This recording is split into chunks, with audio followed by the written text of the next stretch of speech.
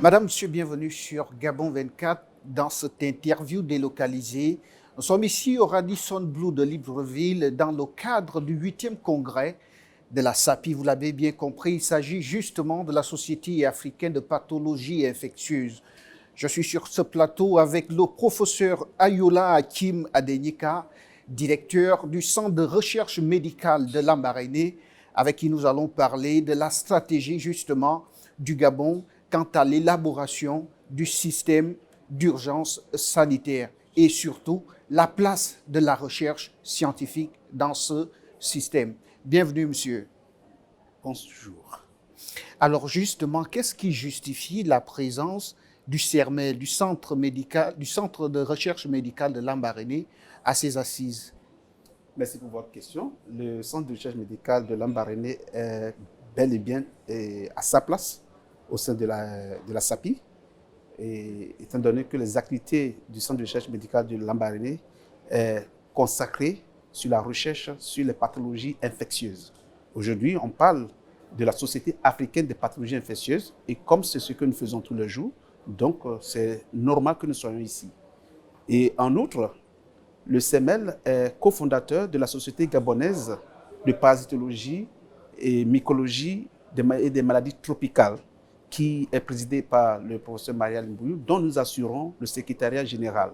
Donc, c'est notre premier congrès de la Société gabonaise de parasitologie, mycologie et des maladies tropicales.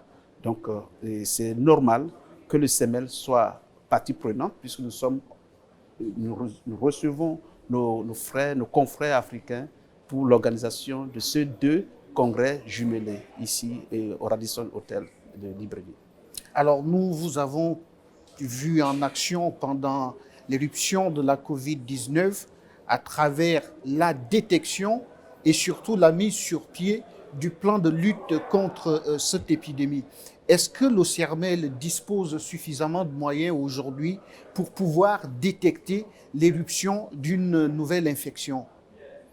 Merci pour votre question. C'est effectivement le CEMEL a joué son rôle, sa partition, comme beaucoup d'autres institutions de la République, comme cela a été dit ce matin. Ce n'est pas un travail d'une seule personne. Nous avons répondu à l'appel de la République, notamment en mettant à la disposition du système de santé le peu de nos savoir-faire. Quand je dis le peu de nos savoir-faire, ce qu'on a pu faire, notamment le diagnostic, que nous avons commencé aux premières heures de la pandémie, mais aussi le séquençage pour voir les différents variants qui circulent dans le pays. Mais on a aussi accompagné dans la mise en place du plan national de vaccination contre le Covid-19, qui est une activité que nous menons régulièrement. Pour d'autres pathologies qui peuvent arriver d'ici demain ou après-demain, le plateau technique du CERMEL qui avait servi pour contrer, comme si on peut le dire ainsi, le Covid-19, est toujours là, disponible et pourra être servi et pourra être utilisé pour d'autres épidémies ou pandémies qui vont arriver, toujours à la limite de nos moyens et on pense toujours à renforcer, à perfectionner ce plateau technique au jour le jour. Bien entendu, nous travaillons sur ça pour être à jour de la nouvelle technologie, pour ne pas être en retard, parce qu'on doit être préparé. Et comme vous l'avez entendu tout à l'heure, avec la présentation du représentant de l'OMS, tous les pays africains doivent être prêts à tout moment pour riposter contre toutes les menaces sanitaires d'où est-ce qu'ils viennent. Et cette préparation va dans la formation du personnel, le renforcement du plateau technique et la sensibilisation de la communauté. Parce que le premier acteur dans la bonne riposte, ce n'est pas le médecin seul, ce n'est pas le technicien, ce n'est pas le gouvernement seul, c'est la communauté. Celle qui est exposée doit pouvoir se prendre en charge pour aller en avant. Et comme ça, les autres acteurs qui viennent ne feront que l'aider à atteindre cet objectif. Donc, il y a un renforcement à tous les niveaux, des institutions individuelles et aussi au niveau communautaire. Est-ce que cette stratégie du Gabon qui vise justement à renforcer le plan de lutte et de riposte contre les épidémies, est-ce que cette stratégie vous oblige, sinon vous pousse à travailler en collaboration avec le Centre international de recherche médicale de Franceville? Non, le CIRMF, comme il s'agit de cette institution, c'est une institution sœur avec qui on travaille avant même la pandémie. le CIMF et nous, on travaille s'il y a les points sur lesquels nous partageons nos expériences. Donc, le CIMF et nous, on travaillait ensemble avant la pandémie et on a continué à travailler avec le CIMF et chacun a son couloir dans le sens où si nous travaillons sur un domaine donné et s'il manque, on leur fait appel et vice-versa, ils nous font appel aussi dans leur cadre de renforcement et aussi des échanges du personnel pour le renforcement des capacités. Donc, le CIMF et le CEMEL, c'est vraiment un atout capital pour le pays qu'il faut forcément maintenir et c'est quelque chose de très bien. Et les deux institutions travaillent en parfaite harmonie pour l'intérêt, bien sûr, de la population et de la République. Et justement, le 8e congrès de la SAPI se tient ici à Libreville, en zone tropicale. Est-ce qu'il y a une particularité en ce qui concerne les infections lorsqu'il s'agit d'une zone tropicale? Bon, les maladies tropicales, ce sont les maladies liées aux zones tropicales, notamment le paludisme, c'est une maladie tropicale. Et le Gabon, étant dans un pays, c'est un pays tropical, donc c'est quelque chose de très important. Je prends le cas du paludisme simple. Donc, il y a d'autres maladies tropicales qui sévissent au Gabon et le climat au niveau du Gabon est favorable à l'émergence et au développement de beaucoup de maladies de ce genre. Donc, je ne vais pas aller trop dans les détails, mais c'est capital que le Gabon puisse héberger la SAPI et de créer déjà la société gabonaise de parasitologie, mycologie des maladies tropicales, vu l'importance de ces infections, de ces maladies tropicales dans notre pays. Il est normal que nous soyons en avant-garde de créer cette société qui aura un rôle capital dans le renforcement des capacités des médecins, le renforcement des capacités des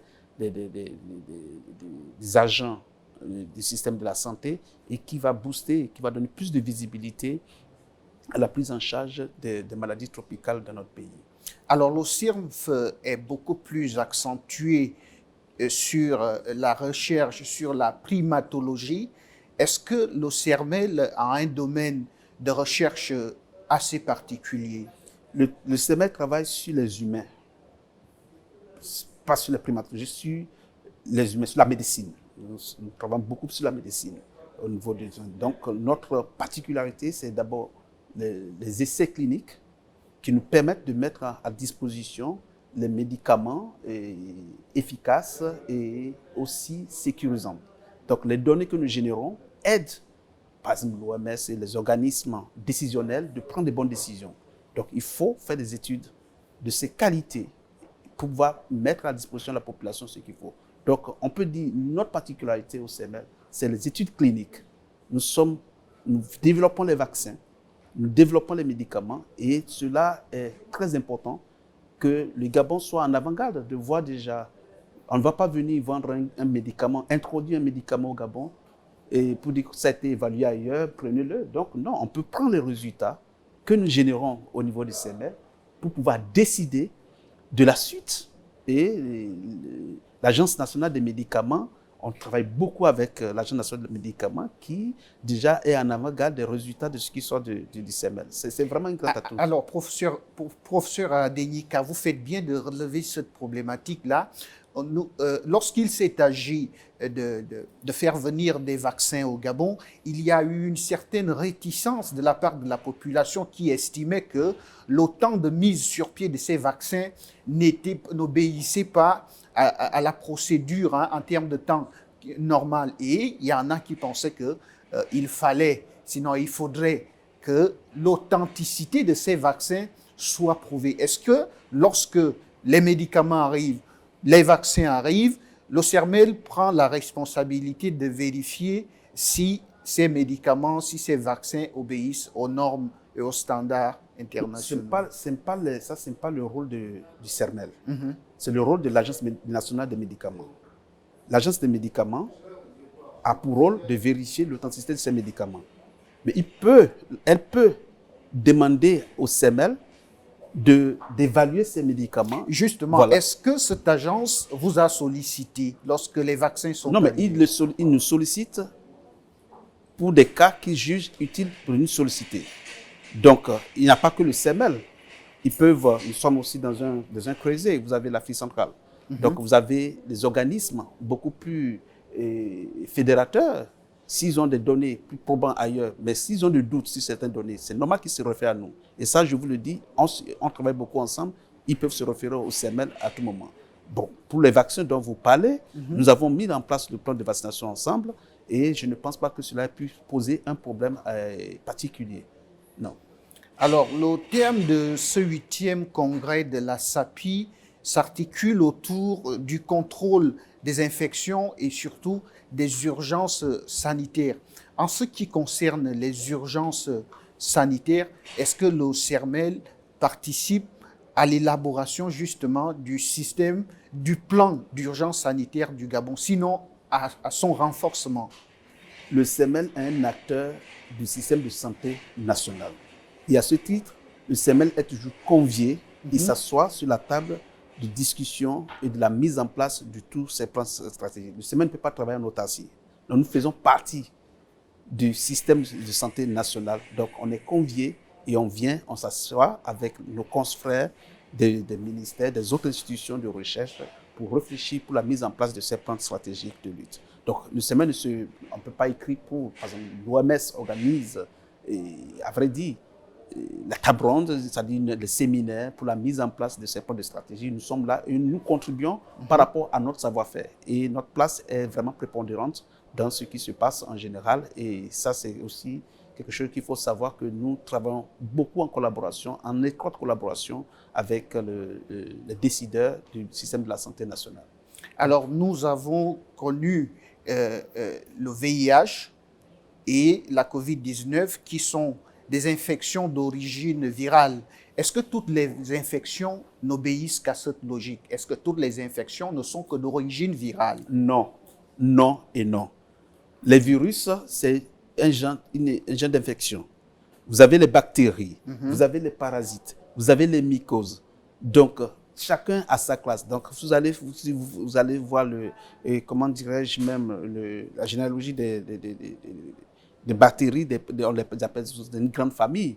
Donc, il y a la classification. Donc, chacun a sa classe, chacun a son genre, chacun a son espèce. Donc, les bactéries, ils ont un groupe, les virus ont un groupe et les parasites ont un groupe. Donc, virus, bactéries et parasites, ce n'est pas la même chose. Non. Merci beaucoup, professeur Ayola Hakim Adenika, d'être venu sur le plateau de Gabon 24. Je vous en prie.